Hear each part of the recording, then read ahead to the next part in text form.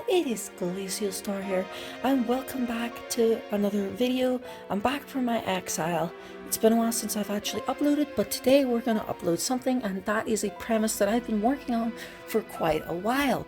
Now, if you've ever watched this YouTuber called FriendlyBaron, basically the guy had a series called Grand Theft Auto 5 Speedrun vs Casual, where he basically ran over two simultaneous runs of a casual player versus a speedrun player and explained why the speed run's faster and what strategies they implement to go faster. And I thought it would be fun to do the same for Pokémon Red. So in this video, we're going to be doing exactly that. I'm going to be going to the Nidoran male point of a speedrun and explaining how they get there faster than a casual would. So I asked you guys in the polls which starter a casual would pick. So I asked you guys, hey, what starter would you pick for a Pokemon Red run? You guys voted on Squirtle and Bulbasaur, and the speedrunner pretty much always uses Squirtle. So because Bulbasaur and Squirtle ended up being tied, to change the video up a bit, I went ahead and chose Bulbasaur for the casual. And then I asked you guys, would you use Nidoran male in a speedrun? Or sorry, a casual run of Pokemon Red? And you guys unanimously said you would. There was only a few no's. And basically that's the premise. So we're going to be getting the casual and the speedrunner up to the point where they catch Nidoran male before ending the video, at least this part. And then we're going to see how the speedrun gets there faster and what strategies they use to get there faster versus how a casual might play the game. Now, it is important that we consider how a casual would play the game, and I decided that I would play it basically how I've experienced Pokemon / how you guys have played it. I've asked a few questions as I mentioned with the polls, and I just have a general idea of how a casual might play the game. So in this video they'll be a lot slower, they'll be taking their time to battle every Pokemon to get their level up, but the speedrunner will be doing exactly what they need to and only what they need to get to the point of Nidoran male. And that's pretty much the premise of the video. If you guys have any quarrels or questions about the way the casual plays, or if you wish it to be tweaked a bit, I'm happy to do that for the second part if this video does well. And with that being said, hope you guys enjoy. So immediately upon starting, our speedrunner is going to go into the options menu and set their text speed to fast. Now, it was already set here, but I took the extra time there to assume I was moving it, but just for ease of access for me personally. And as we can see, the casual's already getting into it. They're just spamming the A button away, getting rid of the dialogue as fast as possible. Just because if they actually spent the time to read it, it wouldn't be as interesting, first of all. I also wouldn't really make sense because we're trying to compare them. So it wouldn't make sense to make a casual read dialogue. Anyway, so the speedrunner immediately names themselves Red and their rival, the speedrunner immediately names their rival A and their self A to get an extra bit of speed when the dialogue text pops up. Meanwhile, our casual names them by the default name, which is going to be Red and Blue. Our speedrun immediately takes optimal paths towards the patch of grass above to trigger the cutscene with Professor Oak. So basically we have to wait on Professor Oak appearing, and then we just spam the dialogue away. Our casual is now getting into the game, and they're headed straight for the tall grass with a bit of less optimal pathing because I feel like that's more realistic. Immediately our speedrun gets into Professor Oak's lab and starts spamming the dialogue. We are going to be picking Squirtle on the speedrunner side and Bulbasaur on the casual side. Now, I ran a poll on YouTube, as I mentioned in the intro, that basically had Squirtle and Bulbasaur tied, and because the speedrunner is going to use Squirtle, I thought it would be more interesting to have the casual use Bulbasaur. So immediately our speedrun goes and picks up Squirtle with less optimal moving on my part there, and the Squirtle is now received. Immediately our speedrunner is going to name it A again because this is faster than Squirtle. Meanwhile, our casual is now only talking to Professor Oak, getting rid of that dialogue. I do apologise for the choppy gameplay on the casual side. I'm not sure what happens, but it is what it is. It shouldn't affect the timer all that much. Plus, it's the casual side, so I'm less worried about the timer on the casual side. The speedrun side is where the timer matters. So immediately our speedrunner is going to get into battle with Blue, and immediately our speedrunner is going to optimize stats. It's going to lower the defense stat of Bulbasaur so that they can hit harder with the tackles. And this is going to make the battle run a lot smoother. I believe that there's some RNG involved here. I believe that if the Bulbasaur can go for Growl, it's probably a reset. Don't quote me on that though, I'm not 100% sure. But for them, the important thing is we know why they tail whip, and that's to get the defense lowered so that the tackles do more damage. Ended up getting hit by a Growl anyway, but that's fine. It was already at half health. Meanwhile, the casual is now only getting into the battle with blue. Now, Bulbasaur doesn't actually get access to Tailor, but gets Growl. Plus, on the casual side, I decided they weren't going to go for, like, stat dropping stuff just yet. I felt like it would make sense for the casual to learn as they go, even if they have played a Pokemon game before. It just made more sense to me that they learn as they go. It makes for a more interesting concept as well, in my opinion. Anyways, so our speedrunner is finally beating blue, and at 3 minutes 07, we're going to pause the speedrun because we need the casual to catch up. The casual is just spamming tackle, not really sure what they're doing just yet. They know the basic premises and the basic components of Pokemon, basic type matchups, but they're not really optimized in said type matchups and said move choices. They're just waiting for this battle to end, and Charmander is just standing there, just deviously looking at you as you slowly tackle it to death. I'd like to take this time to also say, if you guys enjoy this video, make sure you guys subscribe. I did put a lot more effort into this than most of my videos, and I would appreciate some good feedback as well. And negative as well. If you have any things you would like me to tweak, by all means tell me. I'll be doing a part 2 of this if it does well. And there we go, we finally defeat the Charmander, and our Bulbasaur is going to level up. The casual is now on 4 minutes, meanwhile the speedrun has just cracked 3, and we're going to resume gameplay on the casual side in just a minute. We're waiting on this dialogue popping away so we can sync up the runs, and with that, the runs are now roughly synced up.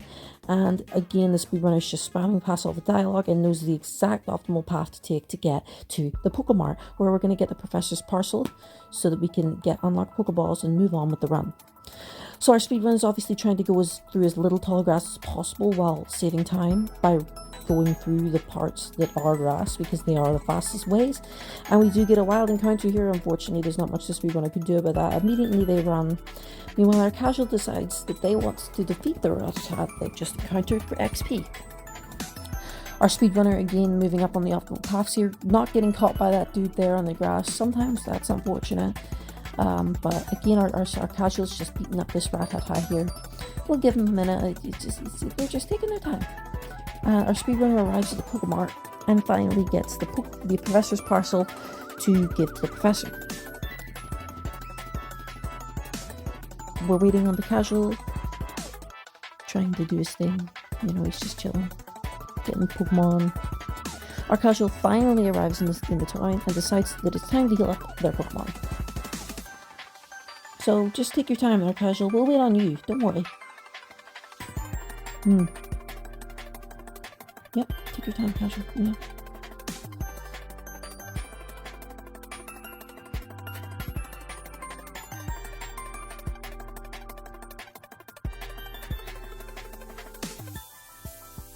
So our casual eventually gets to the Pokemart and eventually commences the dialogue from the Professor's Parcel here.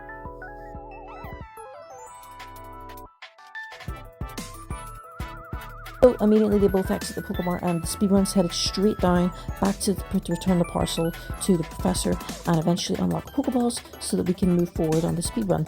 Again, our speedrun's taking the most optimal path they can, and the casual also decides that they're sick of Pokemon encounters and they decide to go the optimal route, or at least the route they think is the most optimal. Our speedrun does unfortunately encounter a Rattata here. Not much they can do. Honestly, this many resets, or this many Pokemon would honestly constitute a reset in some runs, but because of the circumstances of this video, I decided that it would be fine. Because honestly, we're not trying to go for a world record here, we're just trying to show how a speedrun plays, so it makes sense that it doesn't have to be optimal everywhere, just as optimal as it can be. Again, our casual decides to beat up a Rattata for that XP. Meanwhile, our speedrun's already engaged in conversation with the Professor. Eventually, our Bulbasaur is going to level up on the casual side, giving the casual side a level advantage. However, that doesn't really end up helping the casual that much, considering the speedrun and the strategies the speedrunner uses. So the speedrunner is just going through Professor Oak's dialogue here, not really caring about it at all, but needing to get through it to get to Nidoran. So again, our casual has just arrived at the Professor and is now doing the same thing the speedrun is. Meanwhile, the speedrun has just wrapped up their conversation. The speedrun immediately leaves and heads straight back up to the Pokemon because they need to buy Pokeballs for Nidoran.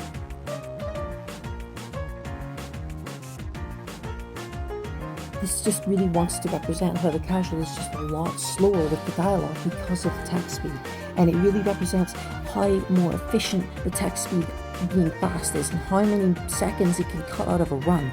Now obviously I have paused the speedrunner's timer so they're not synced up, but you can still just see how much faster the speedrunner had with this conversation, and in general at the start of the video when you saw the speedrun get ahead of the casual when they were synced up. So the casual finishes up his conversation here, and meanwhile the speedrun has just arrived at the Pokemart and is about to buy Pokeballs to catch Nidoran.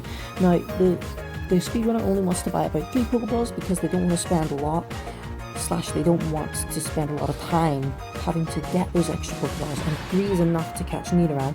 Meanwhile our casual is now on 2 times speed, just to show how slow they are in comparison to how the speedrun got here, and because I don't want this video taking 30 years. So the casual again still wants to kill that Pidgey. They're hell-bent on leveling up as much as possible. And basically they're going to kill the Pidgey and they're going to go get Pokeballs. Now I decided it would make more sense for the casual to have more Pokeballs because the casual is probably going to have a team of 6, meanwhile the speedrun isn't. So there we go, the casual decides they want to heal up a bit again, which is very fair. And they're going to go ahead and head to the Pokemart now. Now a casual would probably walk or wander around a bit more, but for the purposes of this video, just to not exaggerate it too much, we're going to assume the casual is in somewhat of a rush and just wants to get to the later parts of the game, and not assume they're going to be connected with everything. I think that would take away from the effect of the video. So our casual finally buys the Pokeballs, and now we're going to sync the runs up, and the speedrun is now up about 2.5 minutes here. Sorry, 3.5 minutes here. And the speedrun is going to do a strange movement here to save their game and reset to immediately get Nidoran in the wild grass. Meanwhile our casual is going to head straight in and just try and catch Nidoran meal. So our speedrun resets their game after seeding to manipulate the RNG of the game to give it a Nidoran. Now, I don't understand fully how this works, but basically we just guaranteed the Nidoran meal is going to be our next encounter. With some particular movement around the place, we will encounter a Nidoran meal, as you're about to find out. Meanwhile the casual is still struggling to find a Nidoran and having to run away from all these Rattatas just to find it. And there you go, there's our Nidoran. The casual is going to quickly throw a Pokeball at that Nidoran, immediately without flapping around and without trying to damage it. Now our speedrun's going to get quite unfortunate here, and it's going to break out first try, but they're going to try again, and it's going to get in the ball. And that basically wraps up our speedrun. This is how the speedrun gets to the point of Nidoran meal as fast as possible, and I think that it's very interesting compared to the casual, and there's a few strategies already being implemented this early in the run to show how speedrun does it faster. And of course the Nidoran's going to be named A, and with that we have 7 minutes, 50 seconds and 43 milliseconds on our final timer for Nidoran meal. Not the fastest in the world, but again I'm not trying to aim for that. Now our casuals now at 2 times speed, trying to catch themselves a Nidoran meal, and finally they encounter it. And they decide they want to damage it a bit, they don't want to mess it up. So they use tackle twice, and then they don't want to risk another tackle, and they go for the Pokeball. Now the casual's going to get luckier than the speedrun did and immediately catch the Nidoran. And with that, we have now finished both runs to get to the Nidoran meal point at 12 minutes, 29 seconds and 91 milliseconds. If you guys did enjoy, please leave a like, tell me in the comments what you think should be moved or what you think is good. I really appreciate all feedback. I put quite a bit of effort into this video and it was quite fun to make. I will be doing a part 2 if this does well, but if the series doesn't do well, guys, I unfortunately don't see a point in putting in so much effort to continue. But I hope you guys enjoyed. See ya!